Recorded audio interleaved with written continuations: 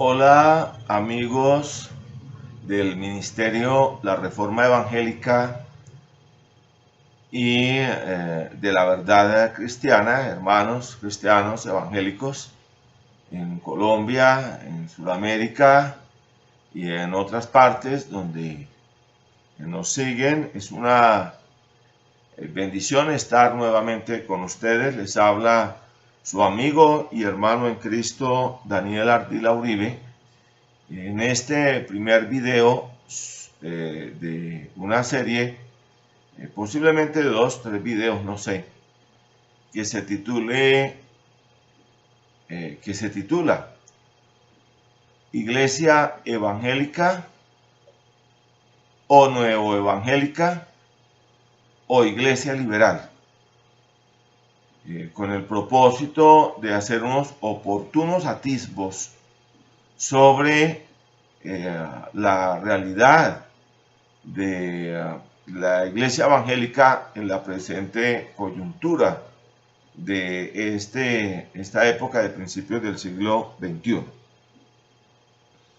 Y comenzamos oportunamente en 2 de Pedro, el capítulo 2, en el versículo 1,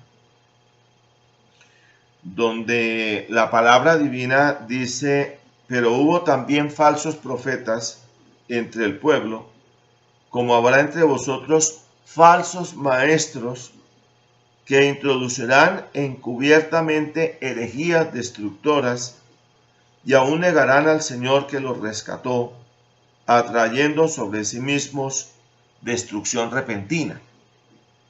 Notemos que en este breve versículo el verbo encubrir se relaciona con las herejías que van a ser introducidas o que son introducidas en la iglesia del Señor.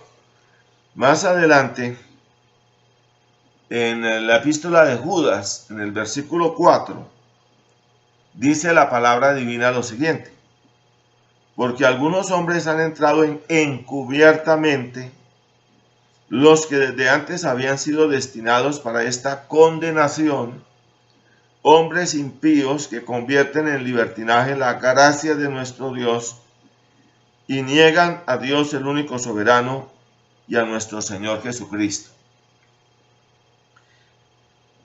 Aquí en esta ocasión, el verbo encubrir se haya relacionado centralmente es con las personas, es decir, con el falso maestro que practica esta cizañuda labor de llevar el error en forma encubierta, dando a entender que es la verdad, cuando es más que incluso más que el error, que es la herejía. Y entonces tenemos que mirar muchas cosas aquí, porque nosotros vemos también, por ejemplo, que en Mateo, el capítulo 21, en el versículo 13,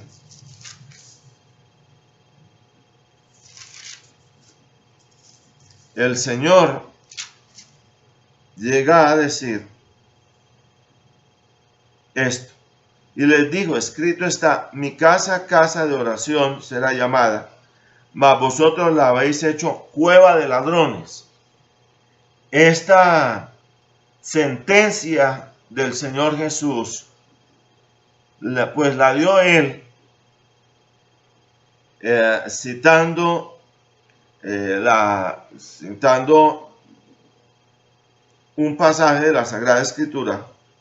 Este pasaje se encuentra en Isaías, el capítulo 56, en el versículo 7. Pero el Señor hace esto es cuando está purificando el templo, depurando el templo, cuando el templo había sido afectado, cuando el templo había sido en un momento dado llenado de prácticas que eran ajenas a la ley y al espíritu mismo del culto al Señor en la Tanaj, es decir, en la Biblia hebrea o en el Antiguo Testamento.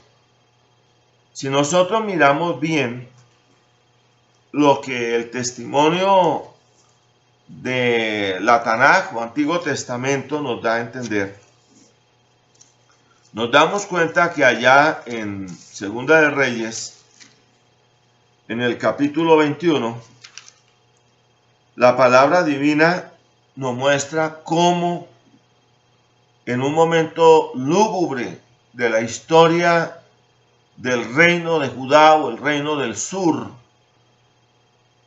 Manasés, que era hijo de ese gran siervo del Señor que fue el rey Ezequías, lo que hizo fue corromper el culto al Señor. Entonces el verbo aquí usado es el verbo corromper. Él corrompió el culto. Pero dice allí que en Segunda de Reyes, el capítulo 21, repito, dice, e hizo lo malo ante los ojos del Señor, según las abominaciones de las naciones que el Señor había echado de delante de los hijos de Israel, porque volvió a edificar los lugares altos que Ezequías su padre había derribado, y levantó altares a Baal, e hizo una imagen de acera, como había hecho Acab, rey de Israel, y adoró a todo el ejército de los cielos, y rindió culto a aquellas cosas. Asimismo edificó altares en la casa del Señor, de la cual el Señor había dicho, yo pondré mi nombre en Jerusalén.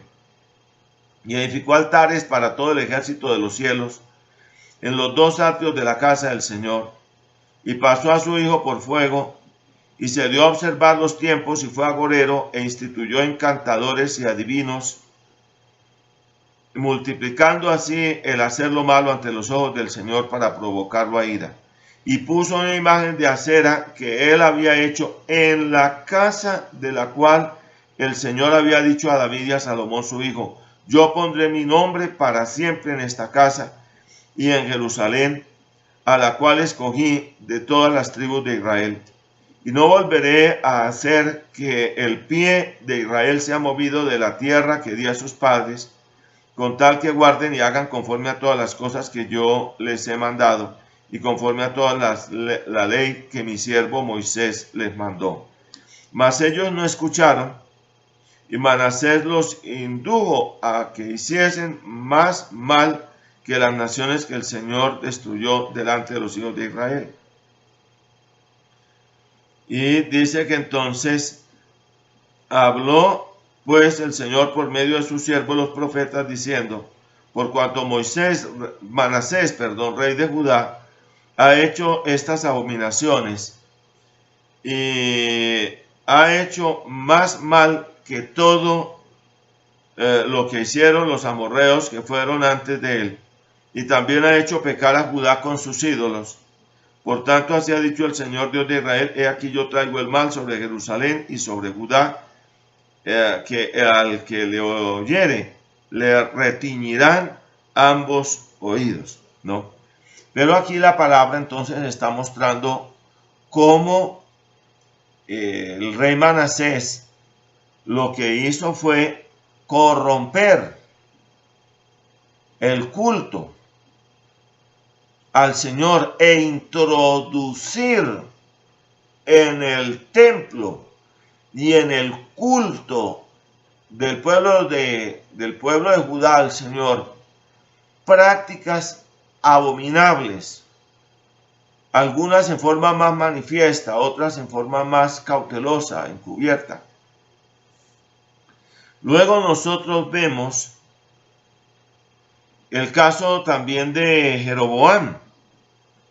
Pues sucede que lo que la palabra de Dios nos muestra allá en Primera de Reyes, el capítulo 12, desde el versículo 25 hasta el versículo 33, dice, entonces reedificó Jeroboam a Siquem en el monte de Efraín y habitó en ella, y saliendo de allí reedificó a Penuel.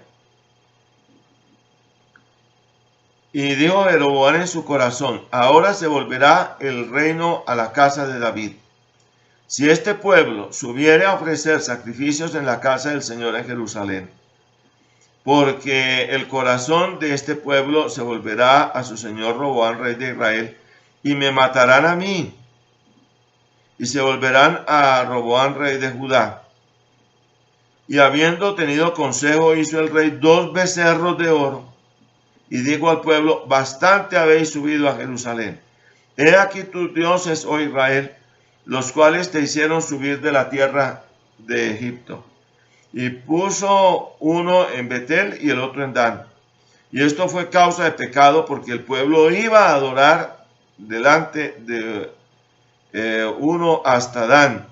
E hizo también casas sobre los lugares altos, e hizo sacerdotes de entre el pueblo que no eran de los hijos de Leví. Entonces instituyó Jeroboam fiesta solemne en el mes octavo, a los 15 días del mes, conforme a la fiesta solemne que se celebraba en Jerusalén, y sacrificó sobre un altar. Así hizo en Betel, ofreciendo sacrificios a los becerros que había hecho. Ordenó también en Betel sacerdotes para los lugares altos que él había fabricado. Sacrificó pues sobre el altar que él había hecho en Betel a los 15 días del mes octavo, el mes que él había inventado de su propio corazón. Así hizo fiesta a los hijos de Israel y subió al altar para quemar el incienso. Aquí vemos nosotros que Jeroboam otra vez intenta restaurar una imagen para Dios, pretendiendo darle la imagen de un becerro de oro. Aquí él lo hace 2 becerros de oro en 2 puntos diferentes, ¿no? Y les dice: bueno, estos son los dioses, ¿no?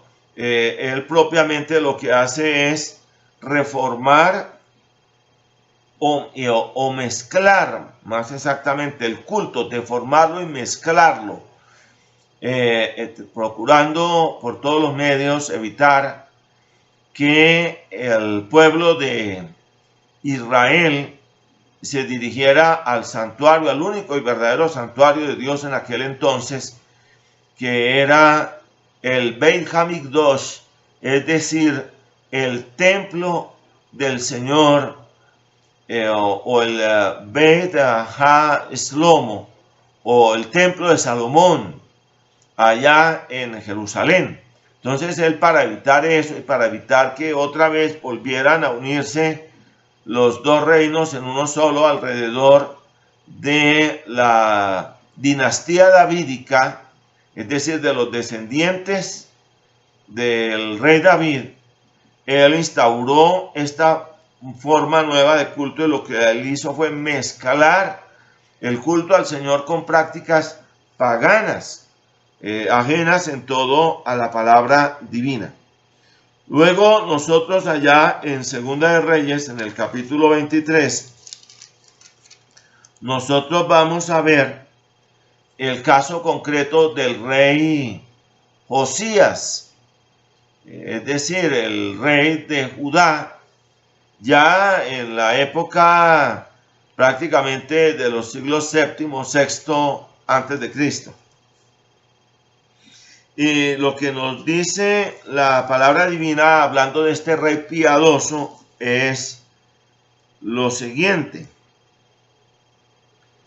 Dice en el versículo 4, Segunda de Reyes capítulo 23, versículo 4. Entonces mandó el rey al sumo sacerdote Hilcías, a los sacerdotes de segundo orden y a los guardianes de la puerta, que sacasen del templo del Señor todos los utensilios que habían hecho para Baal.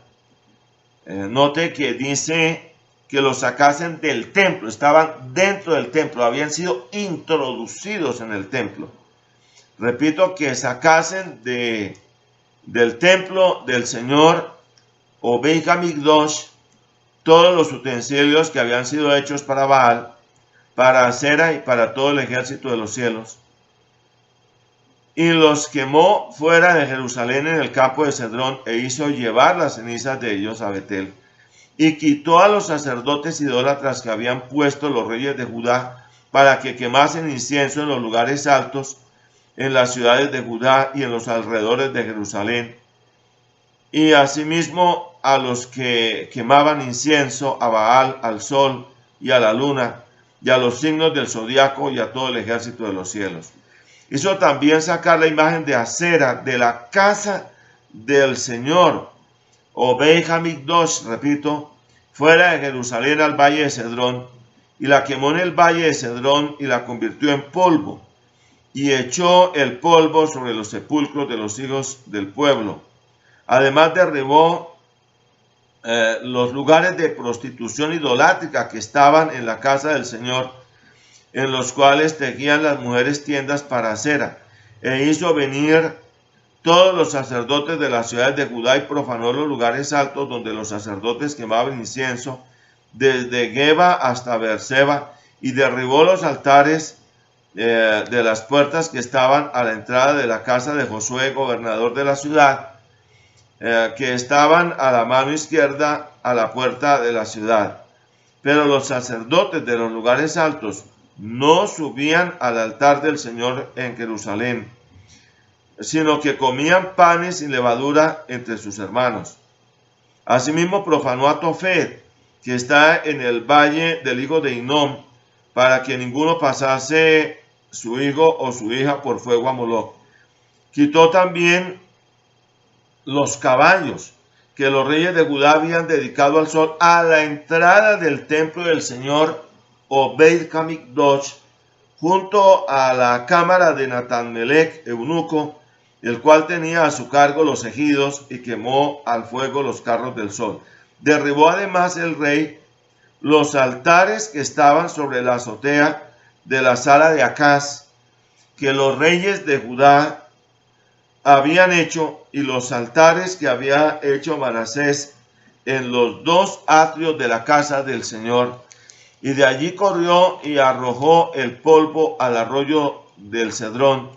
Asimismo profanó el rey los lugares altos que estaban delante de Jerusalén, a la mano derecha del monte de la destrucción, los cuales Salomón, rey de Israel, había edificado: a Astoret, ídolo abominable de los sidonios; a Quemos, ídolo abominable de Moab; y a Milcom, ídolo abominable de los hijos de Amón. Y quebró las estatuas y derribó las imágenes de Acera, y llenó el lugar de ellos de huesos de hombres.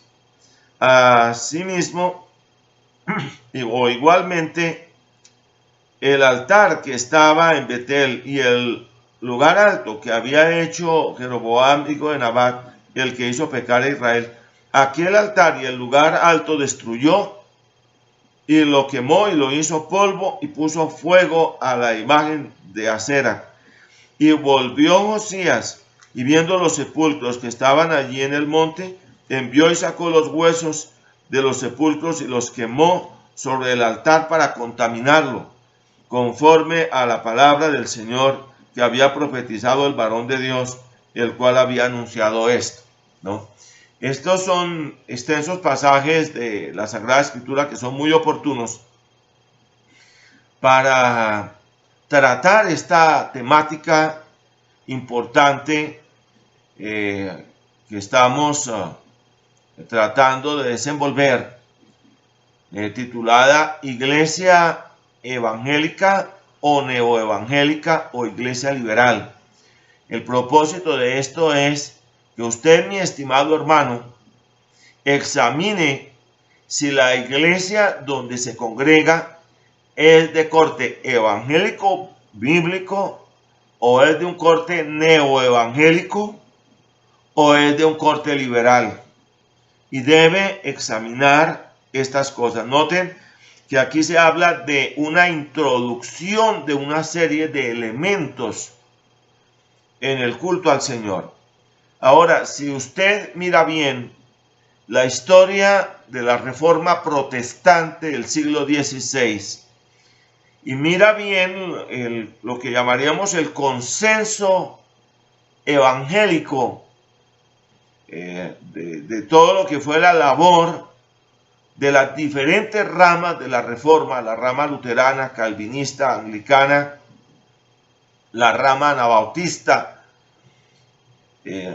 usted va a darse cuenta que en aquel entonces se operó de una u otra manera en un determinado nivel o en otro determinado nivel una depuración del culto al Señor y de la sana doctrina bíblica que en Roma a lo largo de prácticamente 1000 años, fueron los 1000 años de la Edad Media, que Roma había corrompido, que había torcido, que había degenerado. Una de las cosas que usted ve en la historia de la Reforma es que la Reforma le quitó la centralidad al altar sacrificial de la misa y en lugar de eso le dio centralidad a la Biblia, la palabra de Dios. Y esto obedecía a unas reformas de profundo calado bíblico doctrinal, teniendo en cuenta en todo la honra y gloria de Dios. Aunque muchos no clasifiquen a la Reforma como avivamiento, nosotros sí la clasificamos, porque esto significó cambios en la vida de miles de personas que se volvieron en verdad al Señor de corazón en aquel entonces por la predicación de la palabra divina, por la restauración del mensaje del Evangelio, entre otros la justificación por gracia mediante la sola fe en Cristo, el sacerdocio universal del creyente, la vocación cristiana y otra serie de verdades que la Reforma puntualmente y en su momento restauró y volvió a restaurar. Pero hoy, en una forma manifiesta o también una forma sutil, se han introducido toda una serie de elementos que han de una u otra manera pervertido el culto al Señor. Todo comenzando porque se han introducido herejías. Se han introducido herejías nocivas que en todo pervierten el culto a Cristo. Y en consecuencia, nosotros podemos señalar aquí, nada más en este primer video, algunos elementos. Por ejemplo, lo que tiene que ver con las marcas del neoevangelicismo y sus nocivos efectos. Hemos de decir que el neoevangelicismo desdeña el uso de la Reina Valera y otras versiones literales y se apega a versiones nuevas de corte liberal. Entre otras versiones podemos mencionar a la Nueva Versión Internacional y también a versiones como la traducción en lenguaje actual, la Biblia para todos. Son versiones de corte entre semiparafrástico y de corte crítico liberal, donde se han extrapolado al texto varios apartes y apartes opunos y preciosos. Ellos dicen que esas son interpolaciones que se le hicieron al texto. Nosotros, de acuerdo con una crítica ortodoxa más seria, llegamos a decir que si nosotros miramos las fuentes antioqueñas y no tanto alejandrinas del texto, se trata más bien de extrapolaciones que se le están haciendo al texto, que se le hicieron en la antigüedad y que se le siguen haciendo al texto hoy. En segundo lugar, debemos decir que el neoevangelicismo rehúsa reconocer a Roma como la ramera apocalíptica. Y como en otros videos tendré oportunidad de demostrar, los líderes del neoevangelicismo, entre otros Pat Robertson, son dados al encuentro con Roma. Y de allí eventos como el evento Dogeter, por ejemplo, o Dogether, en los Estados Unidos, evangélicos y católicos juntos, y los documentos que se han venido firmando en forma apóstata, incluso con líderes que vienen del movimiento pentecostal o neopentecostal. Los encuentros con el Papa, todo comienza en un momento dado con los encuentros de Billy Graham con el Papa Juan Pablo II, y luego otros líderes que inician una agenda ecuménica y llaman al Papa evangelista. Y en general, incluso aquí en Colombia se dio el caso de cierta iglesia de corte neoevangélico residenciada aquí en Bogotá, que le da el visto bueno a cierto cantante para que vaya, Alex Campos, a un evento con el Papa Francisco, y allí iban a cantar en unidad, que somos uno en Cristo, cuando nada tiene que ver la luz con las tinieblas, lo fiel con lo infiel, y lo que es la casa del Señor o el culto al Señor con los ídolos. Y eso se llama apostasía. Y es la apostasía del neoevangelicismo, con todo el daño que eso signifique. Incluso el líder de esa comunidad, y lo debemos decir más abiertamente, el señor Andrés Corson habló en una entrevista en Blue Radio y llegó a decir que habría forma de entendimiento con el Papa Francisco alrededor del movimiento carismático. Pero ¿cómo si no se quita, si Roma sigue siendo la misma y no quita su idolatría y no quita sus herejías, no quita sus perversidades de la presencia del Señor, y si Roma no se ha arrepentido ni se ha convertido, ni es la verdadera iglesia del Señor a la luz de la Biblia, la palabra de Dios? Pero las cosas hay que decirlas por su nombre, y las decimos por su nombre porque incluso amamos a estas personas y queremos que haya una rectificación. Eso se llama neoapostasía y es una marca del neoevangelicismo. Una tercera marca del neoevangelicismo es su régimen de gobierno antibíblico. Es de corte neoepiscopal, es decir, donde se vuelve a estructurar un modelo de gobierno de obispos, en el cual hay una resurrección de la separación de clérigos y laicos en daño de la doctrina del sacerdocio universal del creyente. Ya tendremos oportunidad en otra ocasión de hacer ver, de demostrar cómo en el orden bíblico el verdadero y el único verdadero régimen de gobierno es el régimen de gobierno congregacional, donde incluso el pastor debe ser elegido por el voto de la comunidad, de una comunidad de creyentes, y donde el pastor debe rendir anualmente un informe a la iglesia, y donde incluso el creyente pueda oportunamente dar su voz y su voto en asamblea.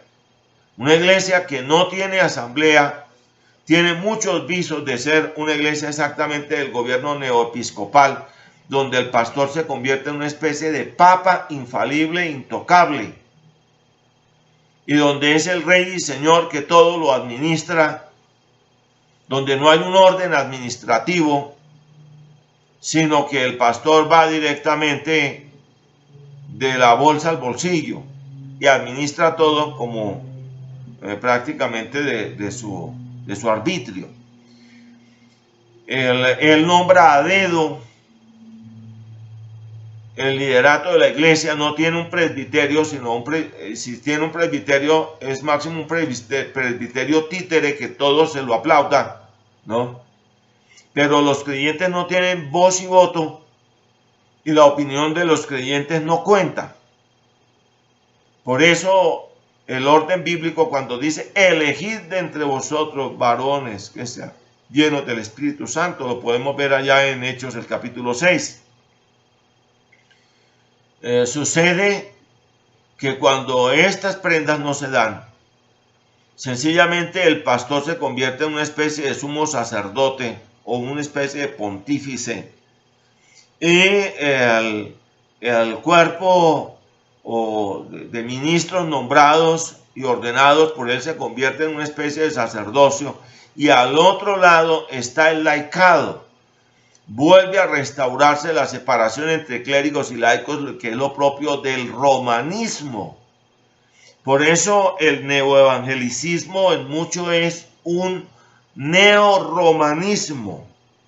Y por eso es exactamente que el neorromanismo se niega a reconocer y a señalar a la luz de la Biblia a Roma y a toda esa élite ecumenista del falso neoecumenismo moderno de corte liberal permisivo del Concilio Mundial de Iglesias, como la ramera apocalíptica, la ramera del Apocalipsis, que ha pervertido todo lo que tiene que ver con el culto al Señor. En cuarto lugar, debemos decir que el neoevangelicismo promueve el culto show con una mezcla o neomezcla de elementos bíblicos con elementos mundanos, donde se superó ya el antiguo culto original cristiano evangélico, el culto sencillo, vivencial, donde incluso los creyentes, todos de una u otra manera podían participar. Se alejó la verdadera, la antigua alabanza al Señor, los viejos himnos de Fanny Crosby, de Francis Riley Havergal. Todo eso se relegó y se introdujo la música del hip hop, se introdujo a la iglesia del Señor el rock o neo-rock, y se creó toda una estructuración en la cual arriba en la plataforma está el sacerdocio, y ahí está también el conjunto de la neoalabanza, que es un modelo impostado, artificioso, con luces. Se trajeron de las discotecas, de las bares, se introdujeron las bolas de luces y otra serie de elementos que se trajeron del mundo hacia la iglesia, porque en el neoevangelicismo parece ser siempre el perfil de mundanalicemos la iglesia para traer al mundo a Cristo, rebajemos el evangelio, rebajemos la ética cristiana para de esa manera traer el mundo a Cristo. Se olvidaron de que el Espíritu Santo es el agente eficaz, el solo Espíritu Santo es de por sí en sí mismo el agente eficaz para traer a aquellos que Dios ha escogido en su gracia para salvación. En consecuencia, el neoevangelicismo ha introducido muchos males y grandes males en la iglesia del Señor, a veces de manera manifiesta, a veces de manera camuflada. Y es por eso que hoy tenemos humo en los púlpitos, espectáculos del mundo de la neotecnología, ¿no? Esto es lo que viene en el paquete del neoevangelicismo. Además, el neoevangelicismo está dispuesto a componer con el neocomunismo, a hacer hacer en un momento dado componendas con el neocomunismo, entre otras cosas, abriéndole las puertas ya a la famosa y nefasta teología gay, ¿no? O con otros varios elementos de poder, y se hace el de la vista gorda con sus iniquidades y convive con ellas, colindando de esta manera con el poder de una manera tal que llega a ser parte del ponqué piramidal injusto, ¿no? Es decir, llega a colindar con partidos partidarios del aborto, de una u otra manera de la ideología de género, la eutanasia, el suicidio asistido. Cuando un creyente serio que en verdad sigue al Señor nunca por ningún motivo votará o respaldará partidos o corrientes o candidatos que ni siquiera en parte respalden esto: el aborto, la ideología de género, el llamado neocomunismo, porque existe el neocomunismo.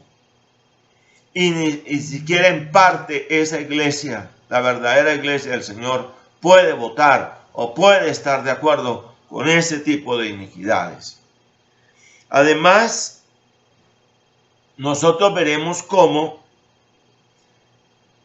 el neoevangelicismo no enfatiza ni enseña nunca, ni por el forro, el libre examen, la doctrina bíblica preciosa del libre examen del creyente a la luz de la Biblia, la palabra de Dios, con la correspondiente facultad de disentir. Por eso no enseña ella ni el libre examen, ni enseña el sacerdocio universal del creyente, ni enseña la libertad cristiana.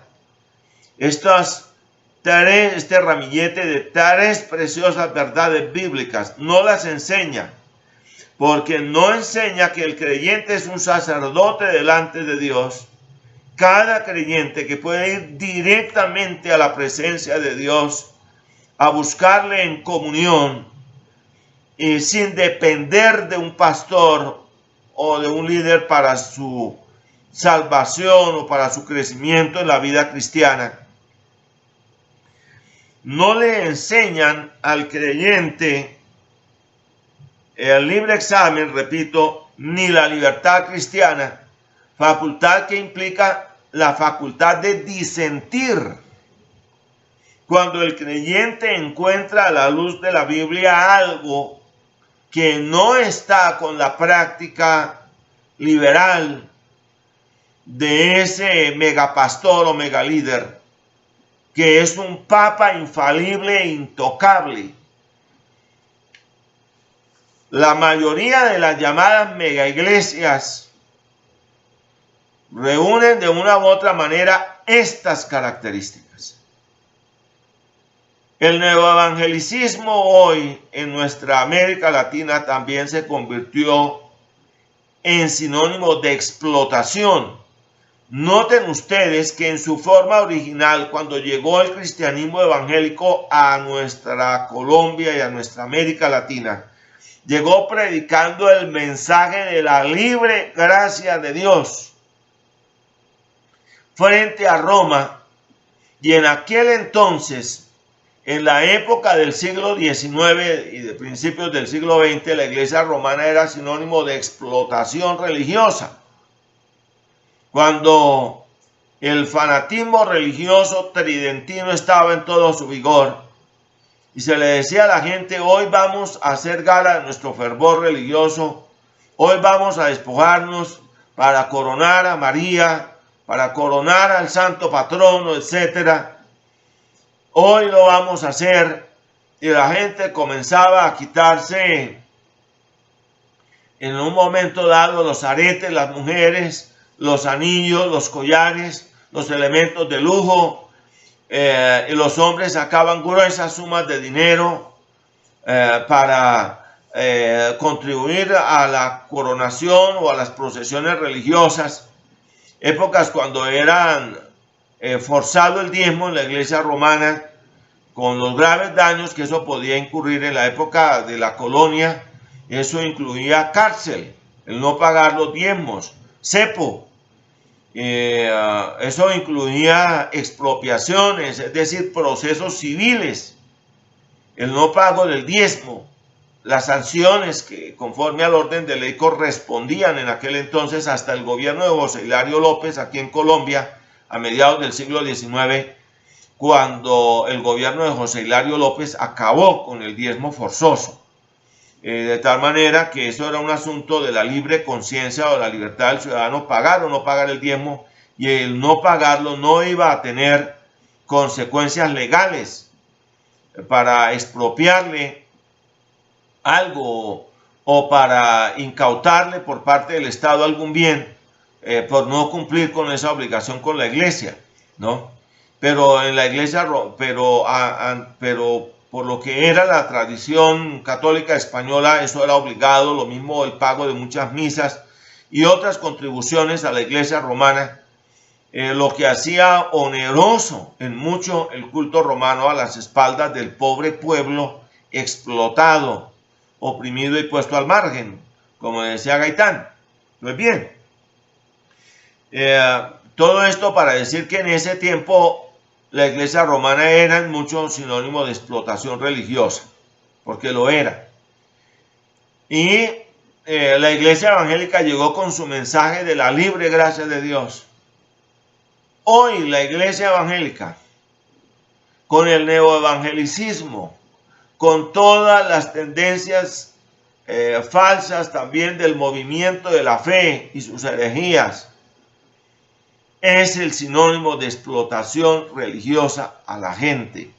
Hoy no somos el sinónimo de la iglesia que enseña la justificación por gracia mediante la sola fe en Cristo Jesús.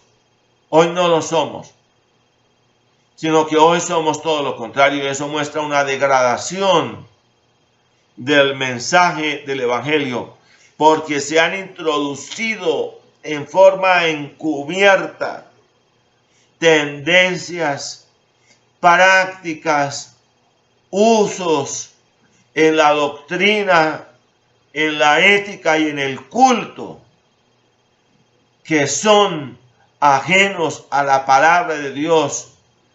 Entonces el neoevangelicismo, el movimiento de la fe, el neoevangelicismo y el movimiento de la fe nos han introducido un neopaganismo en la iglesia de Cristo. Y la verdadera reforma lo que hace es depurar eso. Por eso el neoevangelicismo no puede asociarse con la reforma.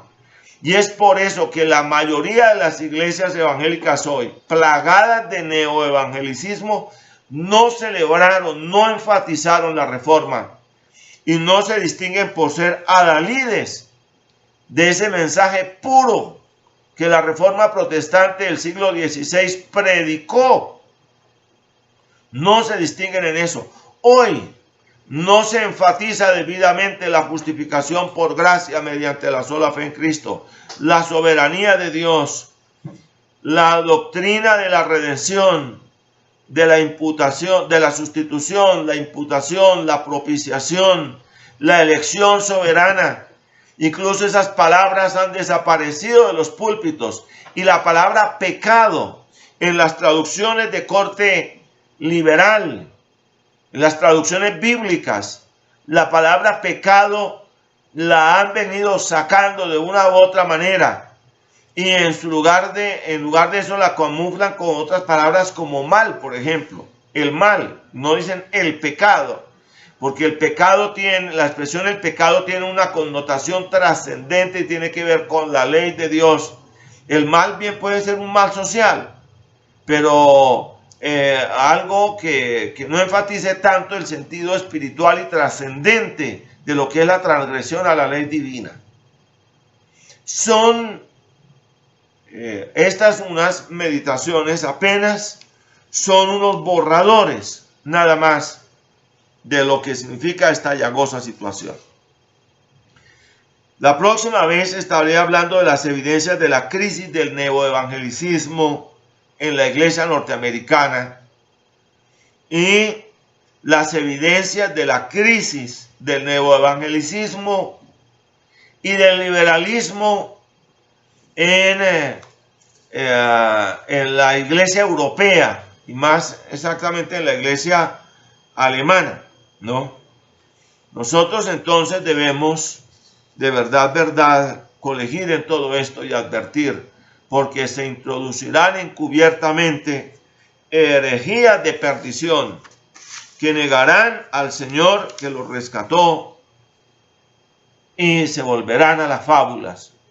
Esta es la sentencia por inspiración del Espíritu Santo de la pluma petrina, es decir, del apóstol Pedro, advirtiéndonos oportunamente de lo que se vendría en estos postreros días antes de la preciosa venida de nuestro Señor Jesucristo.